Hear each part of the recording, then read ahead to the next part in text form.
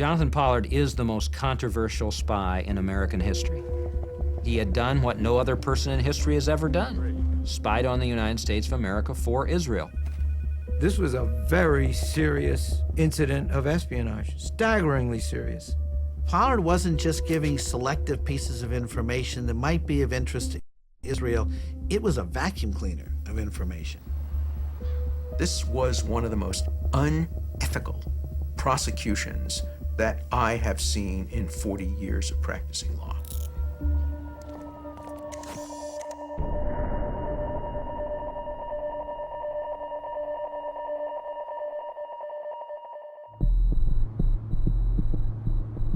November 1985.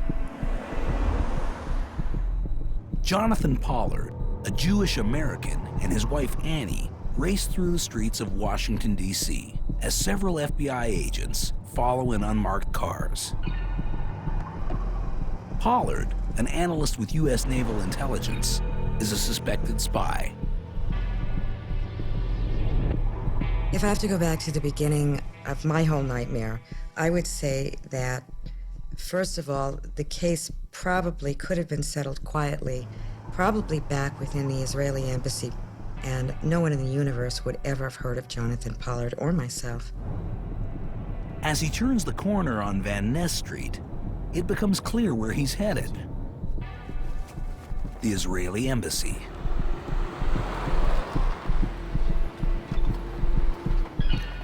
I think he truly believed that they would absolutely welcome him with open arms, that he was, in their mind, he had to be a hero. Initially, Jonathan and I both were welcome. We were told we were welcome, very welcome. We were home to just sit and wait in or near the car, and that they were going to go inside and make arrangements.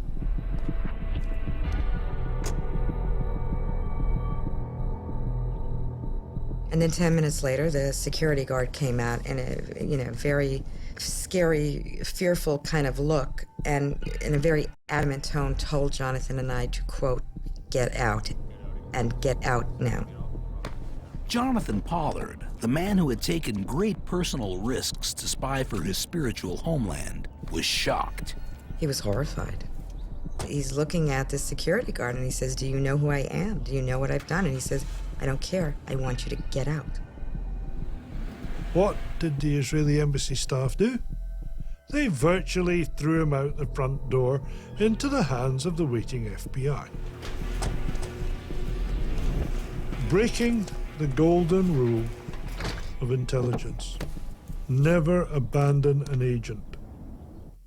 The rest is a sad litany of betrayal. Jonathan Pollard, a U.S. Navy intelligence analyst, was arrested and charged with spying. Pollard, a civilian Navy counter-terrorist expert, reportedly passed information to Pollard had been spying for a year and a half. Enough time, officials say, for Pollard to fill 30 file cabinets. The U.S. government offers Pollard a deal. If he pleads guilty, Pollard believes the government will recommend a lenient sentence. The fact that his defense counsel advised him to a plea bargain, I don't think there's anything sinister in that. Let's cut a deal. Otherwise, they're going to screw you into the floor and throw the key away. Yeah, there's only one problem with that. That's precisely what they did. Pollard cooperates. He admits spying for Israel, believing it will make things easier on him and his wife, Anne, now charged as an accessory to his crime.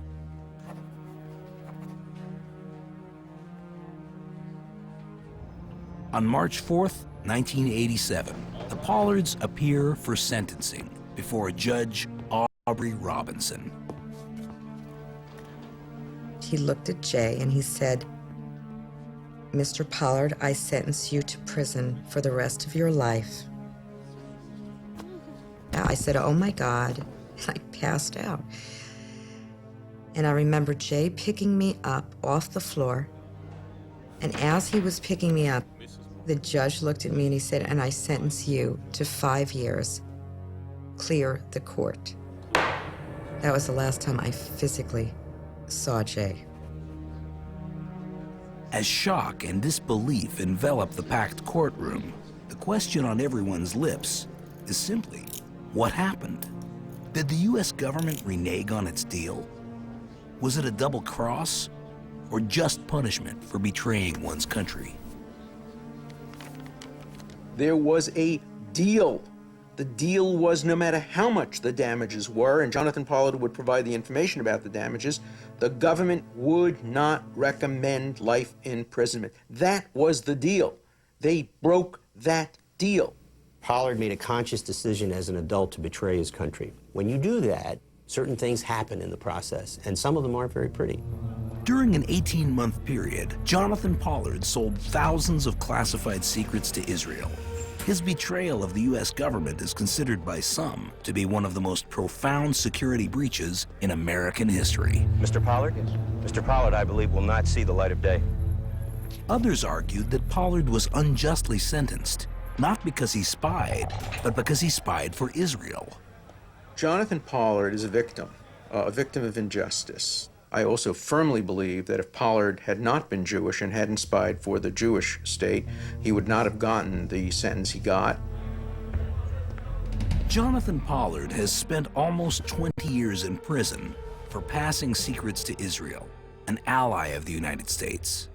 He has served more time, almost twice as much, than any other American who spied for an ally of the United States.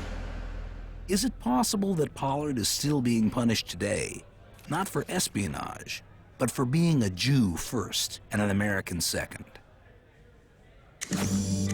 From an early age, Jonathan Pollard had a strong identification with his Jewish heritage. Since childhood, he fantasized about becoming a spy for Israel. There was no reason whatsoever for what Pollard did other than his neurotic zest. He wanted to be a spy. I mean, since he was a kid, apparently. He used to talk about how he'd be a spy for Israel, he'd be a hero. This fantasy started shortly after his bar mitzvah, when Jay's father brought him along on one of his business trips to Europe, where they visited Dachau, one of the most notorious Nazi death camps of World War II.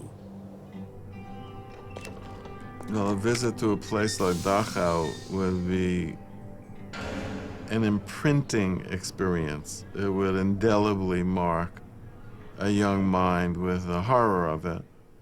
And really the saying, as we know, the Israelis say, never again. If you're a teenager, you would be saying to yourself, never again, not on my watch. At Stanford University, Pollard acted out his fantasies playing war games. His friends called him Colonel Pollard, and he fabricated stories about his role with Israel's Secret Service. He tells people in college that he works for Mossad, which I find bizarre in its first place, that you would say that. He's trying to show himself he's somebody better, or a secret agent, in a way that if he was a secret agent, you wouldn't tell anybody you worked for Mossad. After graduating from Stanford and spending a couple of years at the Fletcher School of Law, Jonathan Pollard was ready to join the workforce. In 1979, he was hired as a civilian analyst at Naval Intelligence in Washington, D.C. On the other side of the world, Israel, Pollard's spiritual homeland, faced growing hostilities in the Middle East.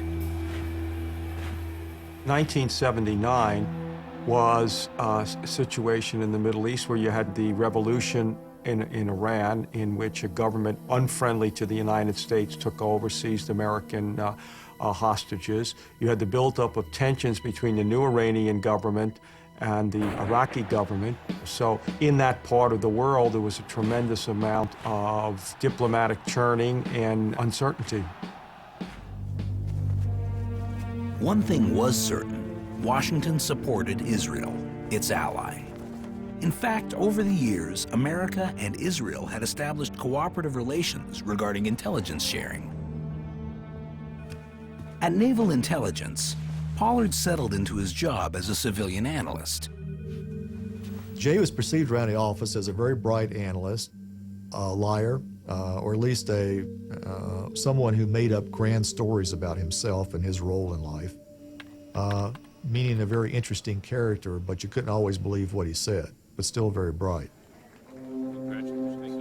In fact, Pollard received numerous awards from the Navy for his brilliant and outstanding work. In 1981, his career on the rise, Pollard met Anne Henderson, a 21-year-old New Yorker with a fledgling career as a publicist. There was a great love story between Jonathan and I. What drew me to Jonathan was his intellect, his manners, his gentlemanliness, his kindness. Jonathan and I shared a love of Judaism, and we shared a love of Israel. And I found that very refreshing, being in a city like Washington, where there was not, back at that time, there wasn't this great pro-Israeli sentiment. Despite a history of friendly relations with the U.S., Israel always recognized its need to act in its own best interest. In the early hours of June 1981, Israeli fighter planes flew undetected into Iraqi airspace and executed a well-coordinated attack on Osirak, a suspected nuclear weapons installation. With this preemptive raid, the Israelis effectively wiped out Saddam's nuclear weapons capabilities. Well, the reaction in Washington was that Israel basically had violated international law. They had not informed us of the action ahead of time. The United States decided that it could not cooperate with the Israelis and provide them information about what was happening in that part of the world for fear that they might take even more action. It would take almost 2 years for U.S.-Israeli intelligence relations to get back on track. In 1983, U.S. President Ronald Reagan signed a treaty that formally institutionalized the exchange of relevant information between the two allies. So basically, this was a signal, okay, it's 2 years after Osirak, we're now ready to get back to business as normal. It was at this point, in 1984, that Pollard was given a new assignment at Naval Intelligence. He was moved to the Anti-Terror Alert Center, known as the ATAC. We had unique access to raw intelligence coming out of CIA, NSA, the other U.S. government agencies. And we had access to photographs, to virtually anything that we really needed. So clearly, when he came into the ATAC, I believe he looked as if it was, into the hen house. It certainly was into the Fort Knox of terrorism intelligence. Before long, Pollard made a disturbing discovery. The U.S. was withholding information from Israel, which Pollard believed was crucial to this ally's survival. Jonathan Pollard had information. The information that he had, he knew was not being handed over to Israel. And therefore, he couldn't sleep at night. I've heard the argument that Pollard was trying to help Israel's security, and Israel really needed this information. There's just nothing to it whatsoever. He did stress to me that there was a memorandum of understanding between the two nations, and that he was very frustrated and upset at the fact that the U.S. wasn't keeping its end of the bargain with Israel. As Pollard's concern grew, he accessed materials which troubled him deeply. Iraqi chemical factories. Pollard allowed himself to imagine what would happen if Jews were gassed again. He certainly had an ideological fervor. So marry that up to, you could almost think of it as an adolescent braggadocio, a swagger, a fantasy, a need to be a hero, a need to fulfill a mission. For Pollard, the moment had arrived for his fantasies to become reality. Pollard, in his mind, was in a position to prevent another Holocaust. It would not happen on his watch. In May 1984, Pollard volunteered to be a spy for Israel. Through a friend, Pollard arranged a meeting at the Washington Hilton with Colonel Aviam Sela, an Israeli war hero. Sela was the lead pilot in the bombing of Osirak, Iraq's nuclear reactor. From Pollard's perspective, this is meeting the god.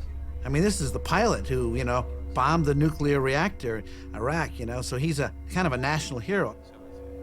The meeting sounds to me a little bit like a teenage girl meeting John Lennon at the height of the Beatles' fame. It would be, wow, I can't believe I'm here, and he's really talking to me. New to the world of espionage, Sela was initially cautious. A second meeting was arranged at Dumbarton Oaks, a park in Georgetown. It was here that Colonel Sela got his first taste test of Pollard's access to classified intelligence. From his briefcase, Pollard pulled out satellite photos depicting the destruction of Iraq's nuclear facility. Sela, the raid's commander, had never seen these photos before. That's where he gets to see classified for the first time. Well, he has mixed emotions at this time because he gets to see, for example, the U.S. photograph of the damage done to the nuclear reactor that he was involved with, and he was saying, Americans didn't show this to me. I wonder what else they haven't showed me. Over the next year and a half, Pollard's duties as a U.S. intelligence analyst and his secret life as a protector of the Jewish state would collide with catastrophic consequences. In November 1984, Jonathan Pollard and his then-girlfriend, Annie, were flown to Paris. Compliments of his Israeli spy masters. You just can't go wrong in a setting like Paris. You could go to Paris and not have a dime, but it's such a beautiful city, and it's just the best backdrop in the world. With a clear view of the Eiffel Tower, Jay and Annie check into the Hilton. Then, Pollard reports to an Israeli safe house where, for the first time, he meets his spy master, the legendary Rafi Eitan. Out of the blue into his life, a dream come true, one of the most celebrated Israeli heroes of all time. So you can imagine he was living a fantasy here. My speculation is that the days Jonathan Pollard was spying are the happiest days he ever spent on the face of the earth. As operational details were outlined, Pollard was given money and told of his expense account. Where they were smart and where Pollard fell was taking the money. Because that's the other thing that's brought back against him. He becomes a mercenary, the M word, not only a T traitor word, but a mercenary because he's taken money for what he's done.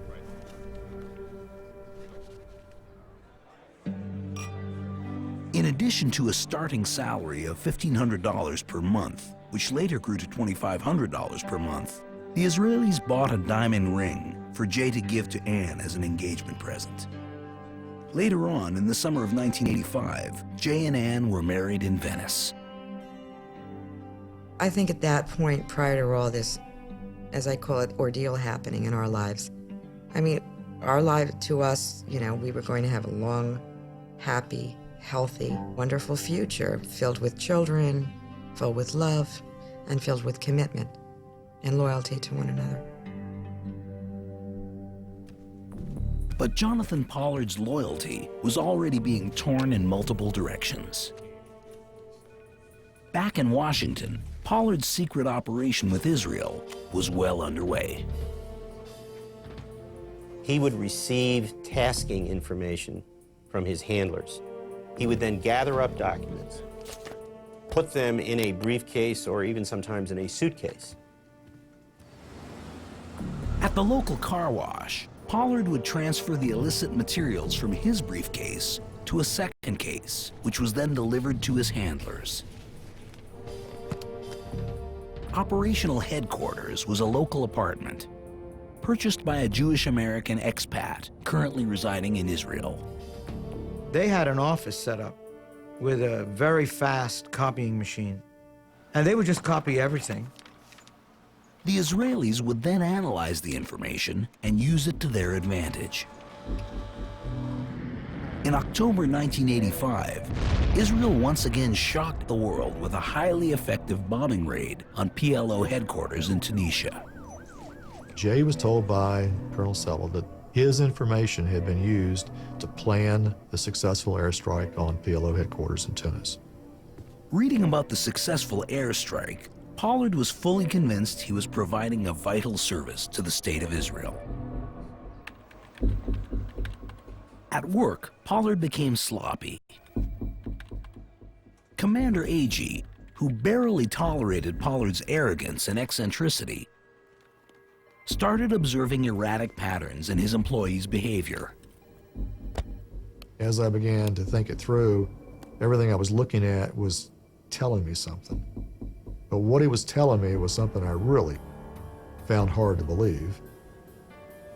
My conclusion is Jay is in fact committing espionage. But then I have to ask myself, for who?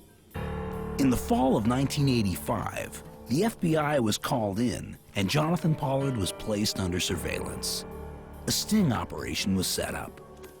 On November 18th, Pollard made what would be his last withdrawal from the ATAC library. While the ATAC parking lot was staked out, unaware that the noose was tightening, Pollard retrieved his latest request of top-secret documents and walked right into the FBI's trap.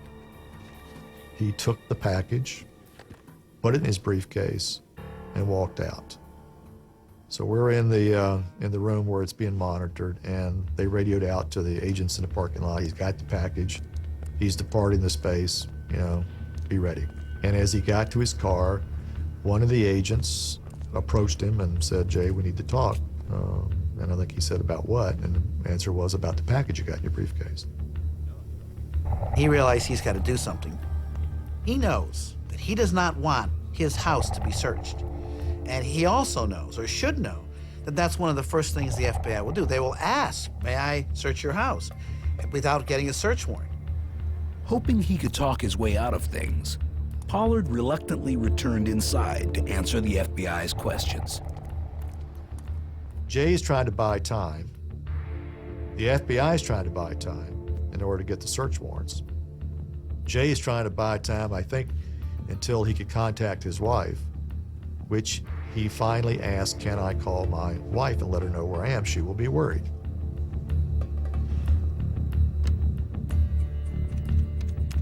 Jay called me, and he sounded like so bizarre and unlike himself. And when I asked him where he was, he wouldn't tell me. And it was at that moment I realized something horrible was happening in his life. As Pollard spoke, he used code words, which only he and his wife understood. He had set up with his wife a message that he would call her up and mention cactus. The cactus was a code word.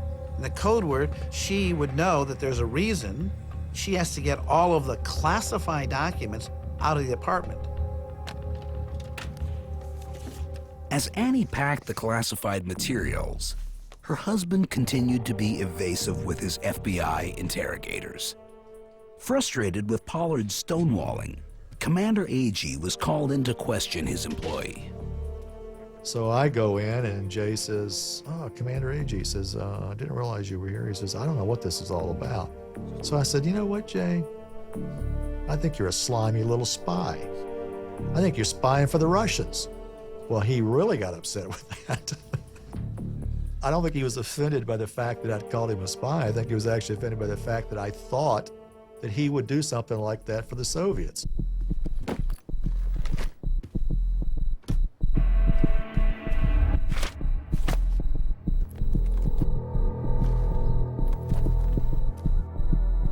After depositing the suitcase full of documents at a neighbor's, Annie met with Colonel Sella at a nearby restaurant to inform him that Jay was in trouble.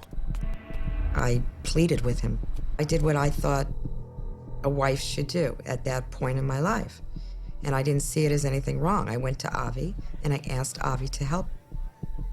His response was, "Anne, you stay here and wait by yourself." See, he has no diplomatic immunity. They could have arrested Avi Silla. So what his first instinct is to save himself. That night, Sella caught the first flight to Europe. Accompanied by federal agents, Pollard returned to his apartment. Jonathan feels comfortable when he returns that evening that if they search the house, it's going to be clean. He does return home with the FBI. They do search the house, and she didn't get all the documents. Can you imagine what Jonathan must have been thinking? I did say cactus, didn't I? I didn't just say some of the cactuses. I mean, I just think that's great theater, because he's walking in there with full expectation that the house is clean, and it's not. I came in and my house was swarming with FBI agents, and they were tearing and going through everything in my home. Many, many, many agents all over my house. It's like you have a normal life one day, and the next day it's being torn apart in front of you. And I'm sure at that point, Jay's heart sank because the clean apartment he expected would have left us with almost no real story to build on. Pollard was asked to hand over all his access cards. His job at Naval Intelligence was now under suspension, pending further investigation. If I could turn back time, this day would absolutely be that day that I would erase from my life. Over the next 3 days, a game of cat and mouse took place between Pollard and the FBI. Although all his Israeli accomplices had fled U.S. soil, Pollard continued fabricating stories to protect their true identities.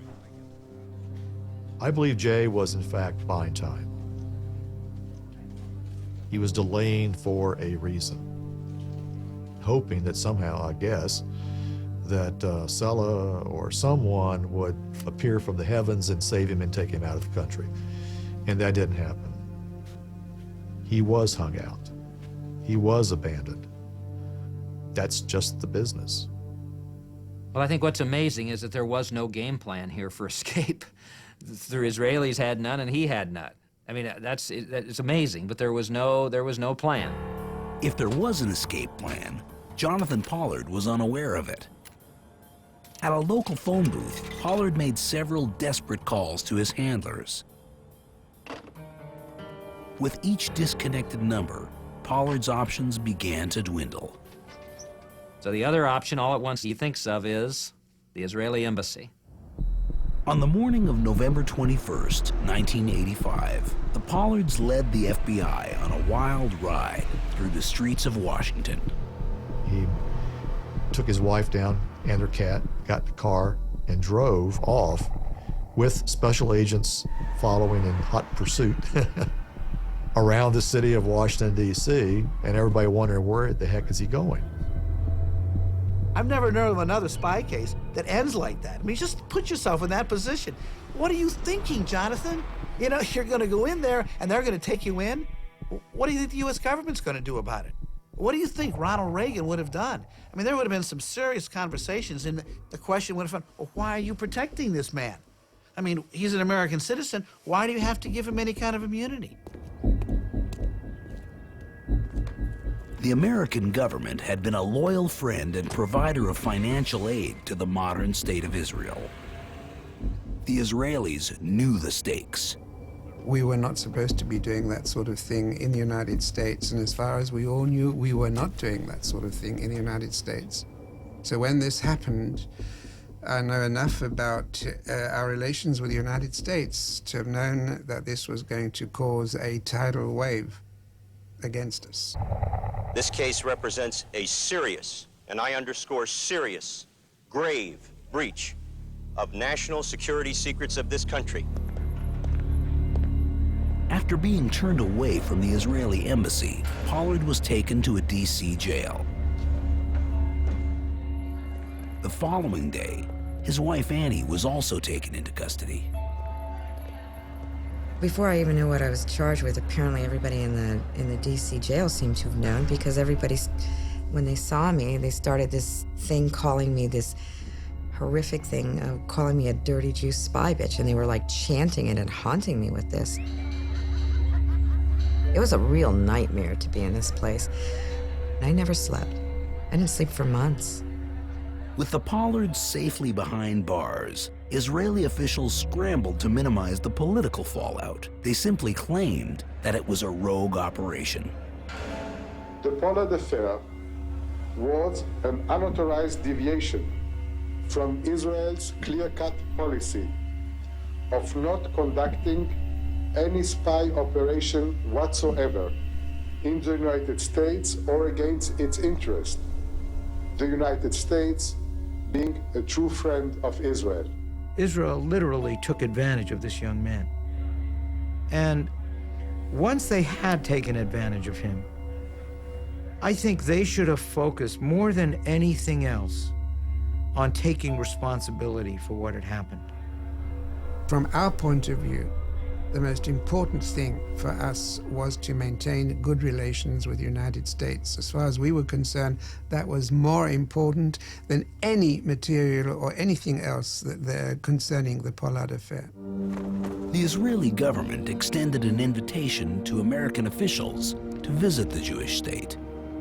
The purpose of the trip was to enable Israel to cooperate with us, to give us the information we needed to indict and convict Pollard. At a military base near Tel Aviv, a series of secret meetings were held. The Israelis were willing to give up certain amounts of information to allow us to have enough evidence to convict Pollard. They were not willing to give everything back, which would indicate how much they did get and how much they still had. It became, as one would expect, a chess game. With partial cooperation from the Israeli government, the American delegation returned to Washington with enough information to convict Pollard. One of the most amazing things about the Pollard case is this. He spies for the Israelis, then they abandon him, and then they help prosecute him by giving the government material to prove that he's a spy.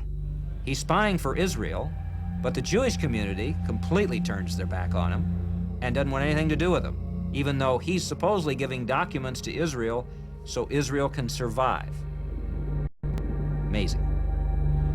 In the world of realpolitik, Israel had little choice but to abandon Pollard. But why did the American Jewish community, by and large, distance itself from the Pollard affair? Many American Jews were leaning over backwards and saying, because he's a Jew and because he spied for Israel, we want him to get an extra harsh sentence. Ha, see, we're more American than you are. The investigation into Pollard's activities led down many roads. One of them was the search for accomplices. A theoretical figure, referred to as Mr. X, became the target of government investigators. Mr. Pollard was given very specific, detailed instructions as to what documents and what photos and what plans and what other things to go get. Someone in the government is the only one who could have that type of detailed information to give his handlers. Someone was giving his handlers information, and that is the genesis of the Mr. X. The Americans were relentless in their search for Mr. X. The last person in the world who would know who that person is would be Jonathan Pollard. The absurdity of thinking that a walk-in amateur who offered information to the Israelis would know a Mr. X if there were a Mr. X is just the dumbest thing I've ever heard. Pollard is given a series of lie detector tests. Throughout, he denies the existence of Mr. X. These tests, which he passes, curiously disappear. One of the most mysterious parts of the Pollard case is the disappearance, though, of these particular lie detector test results. Is that surprising? No. Because if, in fact, he did pass those lie detector tests, and the results would show that, then the government was in no way, shape, or form going to have those ever brought into any sort of a court appearance, court hearing, whatever it may have been. I have no recollection whatsoever about any of the polygraphs. I simply don't. After months of silence, while incarcerated at Petersburg Federal Penitentiary, Jonathan Pollard decides it is time to tell his story. he invites Wolf Blitzer to interview him in prison. He decided, I believe, that if he could just get his story out, particularly in the Israeli public eye, he could get a more lenient treatment from the U.S. government. If he spoke to the press, that was a violation. If he told the press or anybody else publicly what information he had provided to the Israelis, that was a dual violation of the agreement. And what he told Wolf was what he gave to Israel. And that was what cemented his case. Pollard reasoned that Israel was threatened, and it was his moral obligation as a Jew to protect this state. How is it a mistake for an American citizen to exercise their right, their constitutional right to freedom of speech, to talk with members of the press? It's a God-given right. That's one of the reasons that our country was founded, on the principles of freedom. Anyone in America, in my opinion, has a right to talk to the press. If the press want to talk to you and you want to respond and people make allegations about you, it's your right and it's your duty. In February of 1987, only weeks before sentencing, the U.S. government prepared a victim impact statement. This 46-page document from Defense Secretary Caspar Weinberger's office outlined the alleged damages created by Pollard's espionage. Over the years, censored versions of this classified document have been released to the American public, leading to further speculation concerning the true damages. Those intimate with the case maintain Pollard caused profound damage. The true damage came not from the volume, it came from the quality of what he passed. And the quality has to do with identifying very precisely exactly where we were getting the intelligence information from. These were documents which on their face contained what in the United States we call sources and methods. The people, institutions, and systems, both technical and human, which produced the intelligence that was on the face of the piece of paper. And in that sense, I think it was, as it was ultimately described, as it was one of the most egregious compromises of classified information in the history of the country. Shortly before the sentencing, a 4-page memo from Caspar Weinberger was delivered by courier to the judge. Many charged that the language used by Weinberger was inflammatory. Pollard's acts were referred to as treason.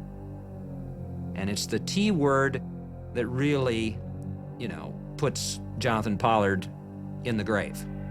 Treason. The man wasn't charged with treason. You can't be charged with treason when you are spying for an ally of the United States of America. It isn't possible under our judicial system. Caspar Weinberger went to Harvard Law School. He would understand that treason has a technical meaning under the Constitution, and that Jonathan Pollard was not guilty of treason by any stretch of the imagination. Before the sentencing, I was pleading with Jay again to please, let's do everything we can to vacate our pleas, because I didn't trust what was going on. I had a real bad sense that we were being really badly railroaded. After being held in federal custody for almost a year and a half, Jonathan Pollard was taken to the Washington District Courthouse, where he was reunited with his wife for sentencing. One of the most interesting parts of the sentencing, most dramatic moments, I think, was when Jonathan Pollard had given this impassioned plea and one point says, "I'm sorry." And the judge interrupts him, rather rudely, I thought, and says, "Are you sorry for what you did or sorry that you got caught?" And Jonathan, for whatever reason, out of his mouth comes, "It's probably the latter," or something to that effect. That is what happens when you are saying things that you do not believe. He was not sorry, in my opinion. He was not remorseful. Pollard is sentenced to life in prison. His wife, Annie, is given 5 years. Their public stance that they were Jews first and Americans second led many to wonder whether their sentence was too harsh. After the sentencing, Annie and Jonathan Pollard were sent to separate prisons. I never saw Jay again. I never saw him after that, physically. He was sent to this prison in Missouri, and he was placed in a unit, I guess, for the criminally insane. In Springfield, Missouri, Jonathan Pollard found himself in an insane asylum. Anybody who saw the film One Flew Over the Cuckoo's Nest has got to be distraught at the possibilities of abuse. After enduring over a year in Springfield, Jonathan Pollard was moved to solitary confinement at a maximum security facility. He was moved to the K unit in Marion, Illinois, which was later declared by Amnesty International and other groups to be just a unit of total deprivation and cruelty. And it was designed for people to just literally torture and smother their spirit and their essence of existence. Incarcerated 3 levels underground, Pollard was forced to brave conditions of complete deprivation. I had no doubt that they were trying to break him down. I've seen inmates on death row. I've seen inmates in some of the worst southern prisons, but the way they treated him in Marion was just contemptible, and it was beneath the way any human being should be treated. As Jonathan endured isolation, Annie longed for contact with her husband.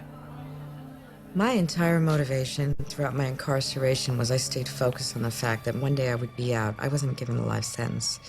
And it would be my mission to leave that prison whole and not with a broken spirit, and to go out and to let people, the American people, know the truth behind this miscarriage of justice. In 1990, after serving 3.5 years of her 5-year sentence, Annie Pollard was released from prison.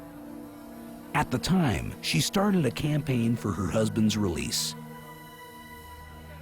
With no warning, she was blindsided by Jonathan when he served her with divorce papers.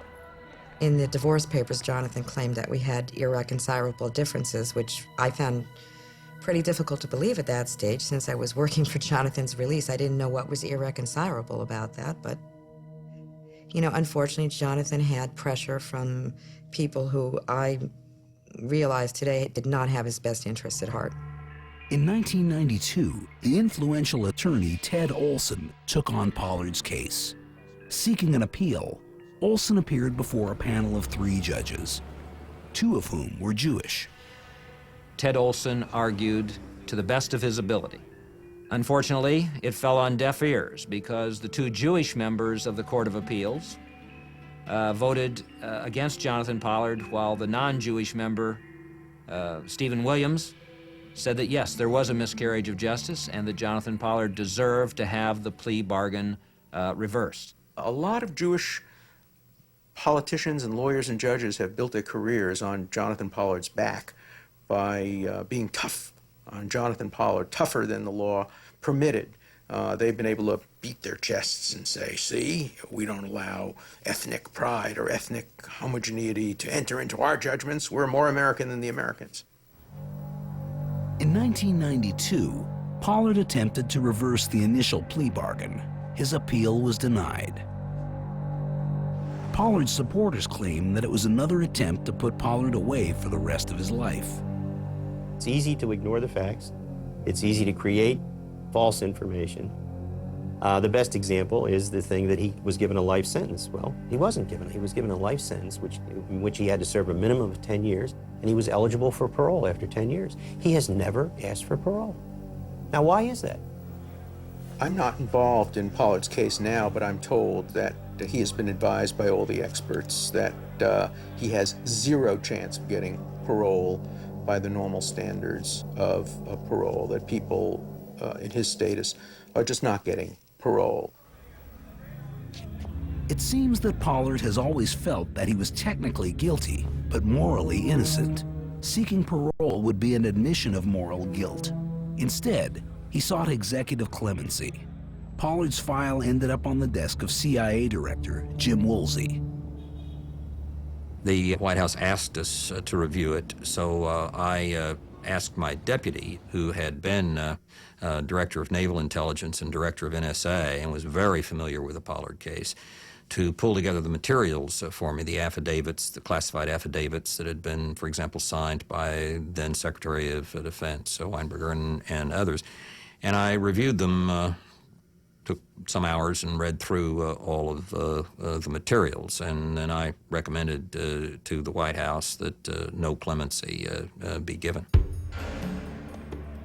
Is it possible that the damages were so profound that they warranted a life sentence?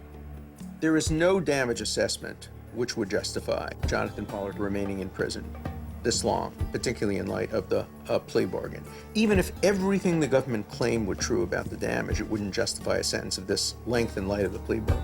I think part of paying your debt is recognizing that you have, in fact, been guilty of something at least, and in this case, a violation of U.S. laws, and that there is some, at least, remorse for that. And in fact, Jay has gone completely in the other direction, that there is a solid justification for everything he's ever done.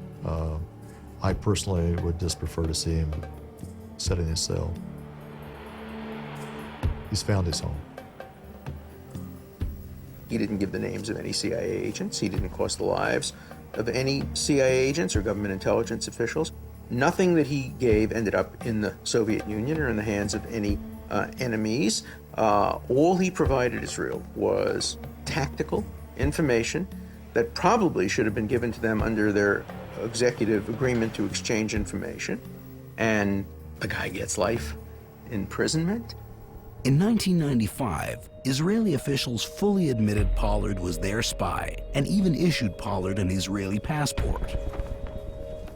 While Israel lobbies the U.S. government for his release, the question remains, why is Pollard still behind bars? The single most important reason why Jonathan Pollard is still in prison is because he is a Jewish American who spied for the Jewish state. If you eliminated those variables, if you made him an Egyptian American who spied for the Egyptian state, or a Polish American, he would not be serving this sentence, all things being equal. I care about Israel's security, and I am a Zionist, a lover of Israel, outright lover of Israel. I feel all the things that Pollard felt, I believe. But you know, you have to be honest with yourself. You have to say to yourself, all right, I'm in the U.S. government. I've taken an oath to uphold the laws and Constitution of the United States. You have to live consistently with that oath. If you can't, get out of the government.